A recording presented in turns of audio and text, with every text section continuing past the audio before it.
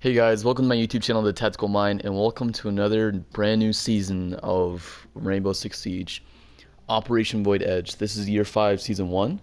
The new operators we both have for attacking is Ayana, and for defending we have Oryx. But we're not going over the new ops entirely. This is just my follow video from my best attackers to use in solo queue while solo queuing. These are just for defenders. So these are my top defending operators to use while solo queuing. Let's get into it. So the first operator we're going to be going over today is Echo. And we're going to be going over his loadout, and we'll be talking about his gadget mainly when we're in game.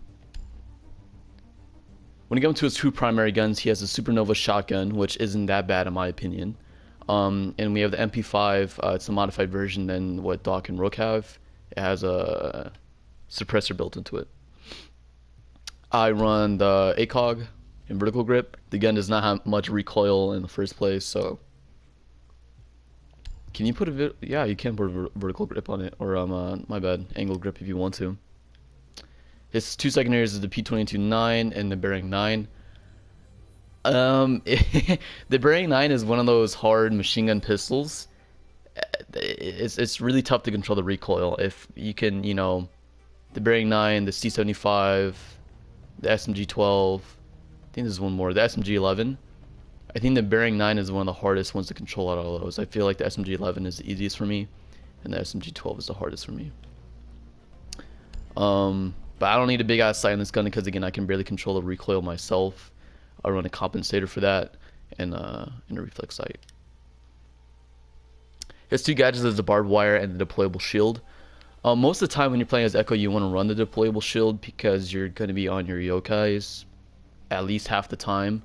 The reason why I chose him as one of the best operators to use while solo queuing, and he has occasionally banned some games, especially in the higher ranks, in the Plat 3 area.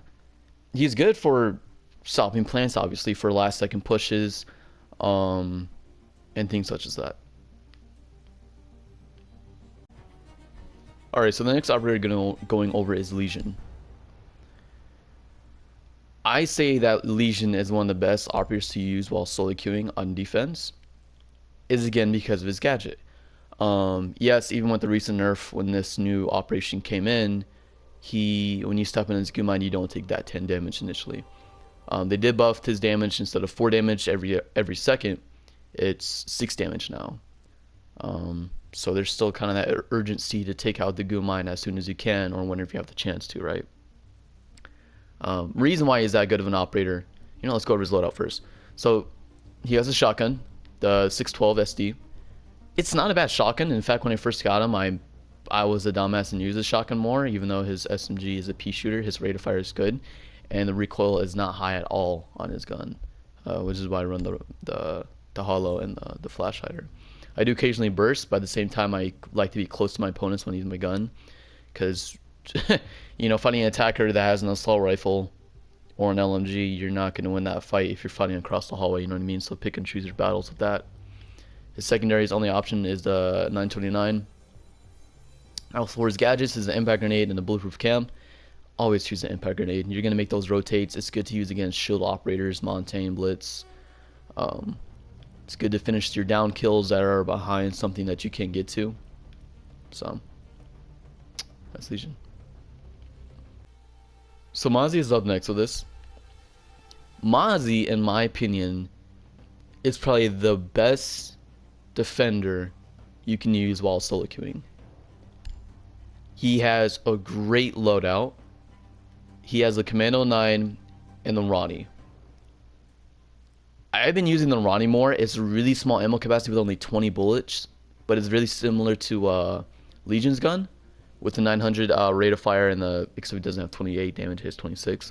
The Ronnie's not a bad gun. I would choose the Commando most of the time for most situations. Now, again, this is why I like his loadout so much, because he has the option of the super shorty. You don't need to, you don't need to use your nitro cell or impact grenades, or maybe there's no one on your team that has impact grenades or can make rotate. You have your pocket shotgun to do that. It's not really a gun you want to use for killing. It's mainly like a tool you want to use. You can see that he uses this thing all the time because I don't even have the the 9mm even customized whatsoever, so I always use the super shorty when I play Mozzie. For his gadget, he has barbed wire and nitro cell. Again, can go wrong. Most of the time, if the operator has one of these to choose, it's always the explosive unit to go for. So nitro cell is good for clutch ups against shield ops and shit. Alright, so the next operator I'm going to be going over is the new one that was released this season, is Oryx. Now the reason why I waited to drop this video, and I should have waited for to drop the attack video when the new season was released, is because these two operators are definitely going to have an impact on the meta. I feel like Oryx is going to have a bit more of a change, change the way attackers think. We'll get that more when we're in game and I can demonstrate and everything. His loadout consists of the MP5 without the ACOG. I use the reflex just for the fuck of it. Flash, hider, and vertical grip. Again, the MP5 is not a gun that's known that has a high recoil rate. It's a very easy gun to control. He has a Spaz 12 shotgun, which is not the best shotgun. But if you want to make holes in hatches and open up hatches for you to go through, the bailiff is good for that job. So that's what I would recommend using instead of the USP40. Excuse me. His gadget is the barbed wire and bulletproof cam. Again, with the gadgets, you can't go wrong with choosing either of the two, because you can both use these to help you on hatches. You can use the barbed wire to kind of camouflage yourself on the hatch. Again, I can show you that in game and possibly get a friend to help me out with this. But most people will probably catch on to this trick pretty easily. Not a lot of people are dumb anymore when it comes to this game. And the way you can use the bulletproof cam to help is setting a camera in that room that has a hatch and seeing if there's any possible attackers that aren't concentrating on it. Maybe don't notice the camera, don't notice hatches open. It's good for rotate and flank doing that. It's a good easy kill. I have played Oryx a few times and I have done that before. Alright, we got Echo. So, like I was saying when we were talking about his loadout, Echo is a great operator to stop last second push and or plants, okay? A lot of people I see with Echo, they like to kind of roam around with his yokai sometimes. That's a no-no, alright? It's already easy enough to shoot a drone when it's on the ground like this. It doesn't move very fast, it can't really jump. Yes, you can do this, but it has a few second cooldown to jump again, 2-second cooldown. But the first thing I would say not to do with Echo is don't roam with his yokais. Now the reason I like to choose a shield is because you have to force operators to jump over a doorway. You can use it for yourself, but something like on bank when you're playing down here, I like to sit in the vault, either in the gold vault or cash vault, whichever one you feel comfortable with. I would say playing closer to the room, playing closer to objective is best for you, such as A is a popular side to rush and to push, right? So maybe you have your shield back here, you can place it right here or right here, right in front of me. Hop on your yokai and you can see, let me switch. And you can see when the Montane is pushing, or if you got any other operators coming through, right? If you were the last one alive, you can quickly do that, you know, just take 2 seconds to get over here. Stop the plant, you know what I mean?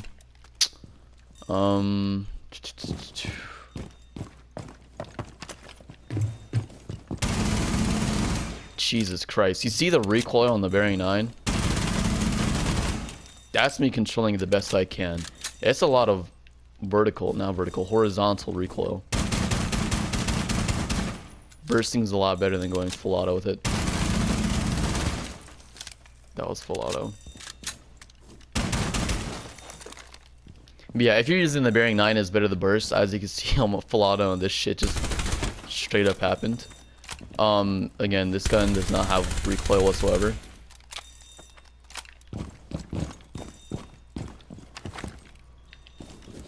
Keep the bombs protected. So the way I like to use Legion, even after the nerf, he is still reliable and useful operator. He's a good mix of a trap operator. He's a good mix of a trap and intel op, okay? So how many meters is that? So it starts fading away at around 10 meters, 10, 11, 12 meters. It's not bad for distance. So again, even though they removed his initial 10 damage when an attacker steps on it, they increase the damage over time from 4 to 6 damage, okay? So again, there's still that sense of urgency to take out his goo mine whenever somebody steps on it. And it still makes that loud ping noise, that loud, I don't know how to describe it whatsoever. But it makes it makes a noise that alerts, obviously, people and defenders in the area. So let's go put rotate right here. Kind of fucked that up. Whatever. So again, almost similar to Echo, except you're gonna be playing more in the hallways and shit with Legion.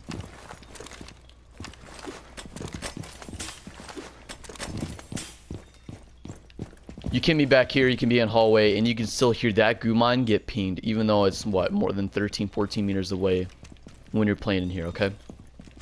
That obviously lets you know that somebody stepped on it. I would probably move the trap a little bit more into the room, because when people step on Legion mines, they tend not to push, depending on the situation. If they're not the last one alive, at least. If it's not a 1v1 situation, they might steer, hold an angle, and wait for you, or might watch rotate and wait for you. They can bait you doing that, and that's what you need to be careful for. So that'll be a bit better, and it blends in with the ground really, really well. I know on some surfaces, mainly white, they're more, you can see them more clearly. I can see that well, and I can kind of see that. If mainly on white surfaces, you can see the goo mines more. Darker ones are what you want to go for. I can't see that shit whatsoever. So placing it more inside the room instead of directly on the doorway is best. Because by the time when they hit right here, and let's say, I don't know, you're in this corner and you're waiting for them, pop out, you can just pre-fire. Okay? Easy kill.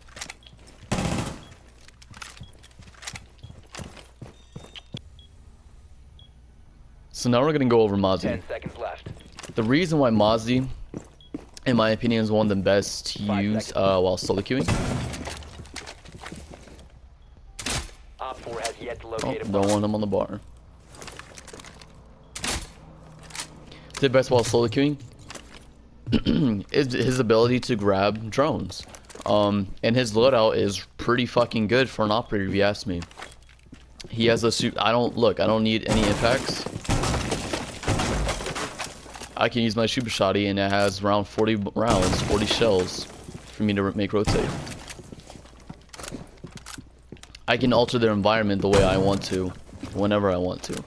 And it's not a bad gun for killing if you need to use it. And, you know, if you're using the Ronnie, which has a very small bullet capacity of only 20 bullets, 19, 20 with an extra one, it's great to have that pocket shotgun to somewhat back you up, even though it doesn't have a large magazine itself. So the way I like to play Mozzie, most people will typically put his drones on the doorway, such as this. Or if it's too large of a door like this, they'll just put it dead in the middle, which exposes it. If there's a Twitch drone, or later in the round, this is still up here, no attacker's drone has passed through here, they can just shoot it, and you know, it's game over. The way I like to do it instead is what you saw about like 20-30 seconds ago, when I made this in the ground, okay? Not all sites are going to have destructible floors. In Bank is one of those maps that doesn't have a lot of destructible or vertical gameplay anyways. Just not a typical map to play. I mean, you can play Mozzie in any map, but not doing the specific trick. There's no way a drone can get around this, right? If you block an angle like this, not even a Twitch drone can go through here without getting caught by my, what are they called? By my pests.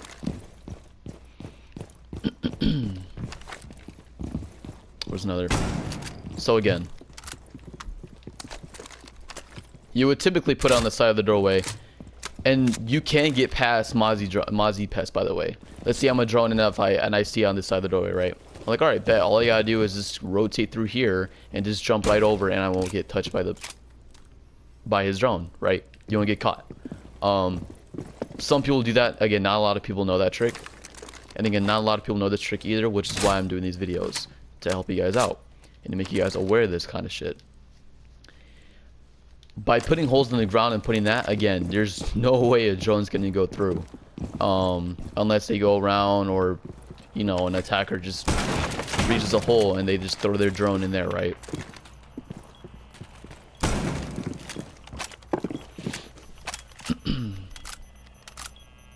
Let's pick this back up. Because let's find a good situation to do this in. There's not a lot of destructible. This is destructible. Yeah, that's destructible. Trying to find a destructible doorway to where most people do it, and how people usually counter it. Bank is a terrible map for this kind of shit, though, because all the doorways are just fucking brick. Okay, so I guess there's just this one doorway. Anyways, let's just pretend this is a single doorway, not a double door, right? Most people put them on the side, right? The way I counter them, along with a lot of people, they would shoot the side and they would get it. Okay, well, let's just pretend that didn't happen. And they got it, right? And they're free to drone. Pretend this is a drone. And they're free to drone that room, okay? That is why I like doing that. You can't do it with this ground because it's fucking not breakable. 15 seconds left. Shit, well, I'm running out of time. You guys get the point, though. Do it on breakable floors and put your pests in the ground. Don't put it on the beam, but rather in the floor. So now we're gonna go over Oryx. 10 seconds remaining. Oryx is the ultimate roamer. 10 seconds to insertion. If you're a Cab main, if you're a Jaeger main, he is the ultimate roamer. Protect All your right. bombs from being defused His by Op 4. what's it called? Anyways, his dash has the ability to become the fastest operator in the game. He is faster than Ash when he uses it. Look at that. And the pullout time for his gun is, I would say, not bad at all. He has the ability to jump through hatches. He can, look, I can get from the bottom from CCTV room all the way up to the 3rd floor in just 5 seconds. Look at that. Just look how much of a fucking Hulk of a damn juggernaut this guy is, you know? And the reason why I want you guys to bring a bulletproof cam, again, because it's good to watch. Where's a good area I can put this? It's a good way to watch hatches. Alright. Let's say you can be either top or bottom and you can use this other way, right? Say an operator's behind this desk. Completely oblivious to the cam, by the way, because bulletproof cams aren't that, can't take much of it. So you just melee it and it's fucking done. Let's just say someone's in this room that's on their drone, right? And this has happened to me, even though he's only been out for, what, 2-3 days now? This has happened to me, and I've got free kills where I just pretty much meme them. I run straight into them, knife them, kill them. Do it however you can, do it however you want, have fun with them, right? His loadout is great for this. His loadout is built. Fucking voice crack. His loadout is built to destroy, for destruction. You know, to destroy the hatches. So you have two options. You can just click X, click the hatch, and just so you can look around. It would be cool, and at the same time, I guess kind of OP, if you can have your secondary in your hand. You know, the bailiff, and maybe, let's say, IQ sitting right there, right in front of us. So having to take the extra second to do that, you know, maybe Ash is down the hall and you hear him coming, pop him in the face and just drop back down. You know what I mean? We can probably say that for a later discussion, but that would be kind of cool. It would be a cool little thing to have for Oryx. So the other thing you can do, which is you see me just doing, just fucking running through walls and shit, he can make rotates. It's not desirable because you lose 10 HP every time you do so, and it resets to your dashes. So he can have 3 dashes at the maximum of any time. But once you run through a wall, it's going to reset. So watch. I'm gonna wait for it to get 3. Use it. It resets and you take 10 HP damage. I won't be using his charging ability to go through walls as much, unless I absolutely need to. Either to get the sight faster, or to make rotate if we can't make rotate. That's what we can use orcs for.